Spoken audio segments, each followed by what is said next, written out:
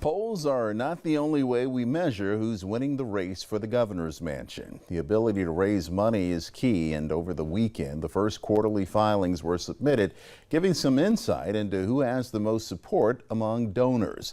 Nick Reagan live now with a closer look at the numbers. Nick, how close is the race? Yeah, Ruff, each candidate is sort of cherry picking the numbers to make themselves look as good as possible, and each one does have a strong claim to say that they're doing the best.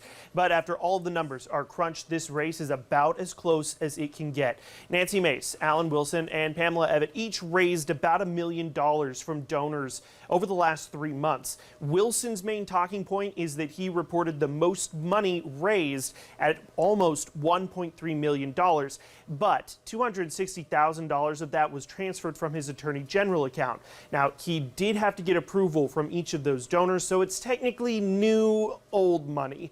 For Evett, she raised the most money without any transfers at $1.09 million.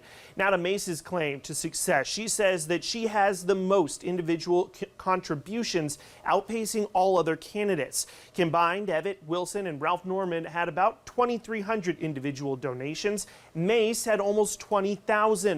Of those contributions, near the 18,000 are donations of less than $50. Only about 1,600 come from South Carolinians, and if you remove duplicates, that number is about 900.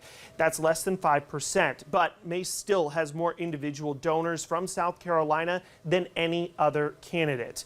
Finally, Norman notches the win in the most cash on hand with about $1.1 million.